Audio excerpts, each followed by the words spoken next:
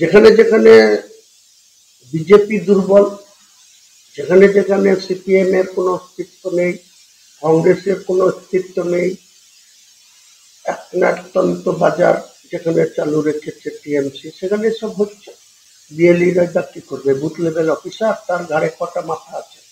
তৃণমূলের 10টা ক্যাডার যদি বলে ওই আপনাকে কারো বাড়ি যেতে হবে, এখানে বেঞ্চে বসেন, সে বসে পড়বে। যা দেখছে আমার লোকের বাড়ি খোঁজার থেকে এখানেই বসে ক্যাডারদের হাতে ফর্ম দিয়ে দিই আর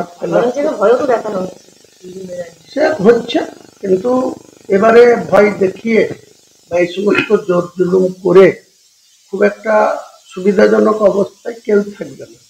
আমি যতটুকু গতিবিধি লক্ষ্য করছি বিজেপি দলের রাজ্য নেতাদের বা লিডার বা পজিশনের, যদি কেউ বিএলইকে চমকায় ধমকায় বা ভোটার লিস্টের নাম তুলতে বেছে বেছে কোনো হিন্দুকে বাদ দিল যারা বিজেপিকে ভোট দিতে পারে, বা কোনো কারণে কোনো মুসলিমকে বাদ দিল যে এ তো ভোট দেবে না এবার টিএমসি, তার নাম সে পার পাবে।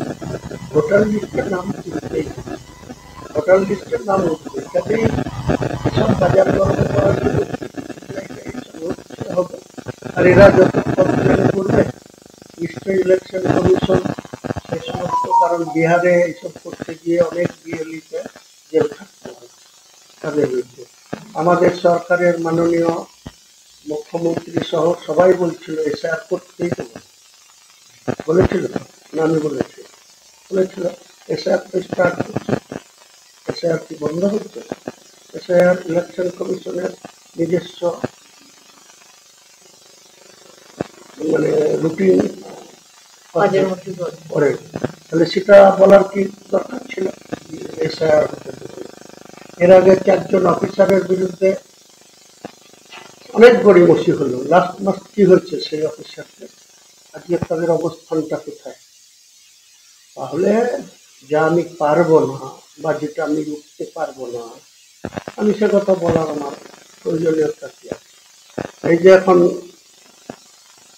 ভাগাড়ের শগুন যেমন গরু খুঁজে বেড়ায়, মরা গরু নেমে পড়ে, এরা এখন বিজেপিও বটে তৃণমূলও বটে, দুজনেরা এখন কে কার মৃত্যু হচ্ছে, কে গলায় দড়ি দিয়ে মরছে টাকার বিনার দায়ে, সেই বাড়িতে চলে গেছি নমস্কার করছি, প্রণাম করছি। আর একটা জ্যান্ত লোক সমস্যায় পড়েছে, তার ফোন ধরার সময় নেই, কে গলায় দড়ি দিয়ে আপনাদের বহরমপুরে মরেছে, কোন সাহা, তার বাড়িতে বিজেপির নেতারাও চলতেছে, এর নেতারাও চলতেছে, চেয়ারম্যানও চলতেছে। দুপুরবেলায় চেয়ারম্যানকে আপনি ফোন করেন তো ফোনই ধরবে না, বিকেল সন্ধ্যা 4টার সময় ফোন ধরবে, আর 10টার সময় গলায় দড়ি দেওয়ার খবর পেয়ে তল বল গুচ্ছি চলে যাচ্ছি যে কি করে মরেছে। এত দয়া সব যে মারা গেছে তার পাশে থাকতে হবে, এইসব কিসের জন্য মানুষ বুঝে? আমার মনে হয় যে বিজেপিও বলছে তৃণমূলও বলছে যে এসআইআর করার জন্য মানুষ নাকি মারা যাচ্ছে। আমার মনে হয় এর থেকে মিথ্যা আর হতেই পারে না, কারণ মানুষ 2-1 জন যদি আপনার হার্ড উইক থাকে, আপনি কোনো টেনশনে পড়েন, ফ্যামিলির কোনো সমস্যায় পড়েন, তার স্ট্রোক হয়, হার্ট অ্যাটাক হয়। আবার কেউ কেউ জর্জরিত ঋণে, না হলে বাড়িতে স্বামী স্ত্রীর মধ্যে কোনো ঝামেলা, এই সুসাইডটা এটা কি আজ নতুন হচ্ছে? সুসাইড আপনি খোঁজ নেন মার্কেটে, কত লোক অ্যাক্সিডেন্টে কত লোক মারা যায়, সুসাইডে কত লোক মারা যায়। তো সুসাইড করলেই বলছে এই কটা লোক চিঠি লিখে দিয়ে গেছে, একজনের চিঠি লিখার খবর শুনলাম ব্যারাকপুরের ওখানে কোথাকার, তো সে বলে আবার 4টে আঙুল ছিল না, সে চিঠি লিখতেই জানে না, তার হয়ে আবার কে চিঠি লিখে দিল যে আমি মারা গেলাম এসআই এর জন্য। তাহলে এসবের প্রশ্নের তো জবাব আমার কাছে নেই। বিএলওদেরকে দেখা যাচ্ছে অনেক জায়গায় ইনঅ্যাক্টিভ, কোথাও তৃণমূলের সভাপতি, ব্লক সভাপতির বাড়িতে, কোথাও তৃণমূলের বিএলএ কে সঙ্গে নিয়ে, এই যে ছবি দেখা যাচ্ছে বিভিন্ন জায়গায়। নির্বাচন কমিশনের দেখুন, নির্বাচন কমিশনের উপরে তো আমাদের কোনো কথা বলার উচিত না বা রাইটও নেই। নির্বাচন কমিশন তার ভোটার লিস্টটাকে সঠিক কোনো ভুয়ো ভোটার বা ডেথ ভোটার বা ডবল নাম না রাখা মরাল ডিউটি হচ্ছে নির্বাচন কমিশনের। এর আগেও এসআইআর হয়েছে 2002 সালে, 23 বছর আগে। তখন দেখবেন 2 বছর টাইম, 2 বছরেরও বেশি সময় ধরে এসআইআরটা চলেছিল 2002 থেকে। অটল বিহারী বাজপেয়ী তখন প্রধানমন্ত্রী। কিন্তু এবারের সমস্যাটা কি হচ্ছে, ইলেকশন কমিশন 27 তারিখে বিকেলে যখন প্রেস কনফারেন্স করে 12টা রাজ্যের এসআইআর এর কথা ডিক্লেয়ার করলেন, আমি একটাই বলবো যে বাংলায় যখন 26শে এপ্রিলে ভোট, মে মাসের 5 তারিখের আগে ভোট করতে হবে, নাহলে মে মাসের 5 তারিখের রাত্রি 12টা পার হলেই অটোমেটিক করছে এখানে রাষ্ট্রপতি শাসন লাগু হয়ে যাবে, মুখ্যমন্ত্রী থাকবে। এটা আমিও জানি, মুখ্যমন্ত্রী অবগত তো নিশ্চয়ই আছে। লিডার অফ দ্য অপোজিশন তো খুব ক্যালকুলেশন করে আগাচ্ছে। এরা ইলেকশন কমিশনকে ডাইরেকশন দিয়ে যে তড়িঘড়ি অল্প সময়ের জন্য এখানে এসআইআরটা লাগু করেছে। সবে 4 তারিখ থেকে কাজ শুরু হয়েছে।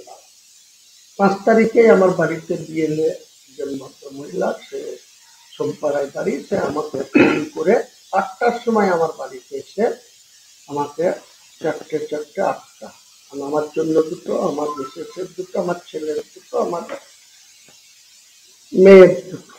মেয়ের ভোটার লিস্ট এখনো লালগোলায় ট্রান্সফার হয়নি।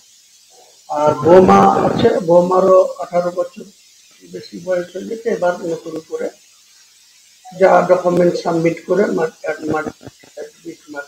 বা বার্থ সার্টিফিকেট দিয়ে নাম তোলা হবে, তাহলে আমার 5টা ভোটার উঠবে। তো আমি আমার দিক থেকে মুর্শিদাবাদে কোনো এসআইআর এ আলাদা করে কোনো মানুষের সমস্যা হবে বলে মনে করি না। কারণ এসআইআর এই টাইমে যে 3 মাস টাইম দিয়েছে ইলেকশন কমিশন, 4ঠা নভেম্বর থেকে 8ই ফেব্রুয়ারি, এই টাইমের মধ্যে এসআইআর এর কাজ স্মুথলি হয়ে যাওয়ার কথা। যদি কোনো জায়গায় ভুলভাল করে, কোনো সঠিক ভোটারের নাম না উঠায়, তাহলে তো পঞ্চায়েত এবং পৌরসভার ওয়ার্ডে ওয়ার্ডে খসড়া তালিকা টাঙানো থাকবে। সেই খসড়া তালিকাতে নিজেদের নামটা দেখে নিল। যেখানে যেখানে বিজেপি দুর্বল, যেখানে যেখানে সিপিএম এর কোনো অস্তিত্ব নেই, কংগ্রেসের কোনো অস্তিত্ব নেই, একনাথতন্ত্র বাজার যেখানে চালু রেখেছে টিএমসি, সেখানে সব হচ্ছে। বিএলইরা কি করবে? বুথ লেভেল অফিসার, তার ঘাড়ে কটা মাথা আছে?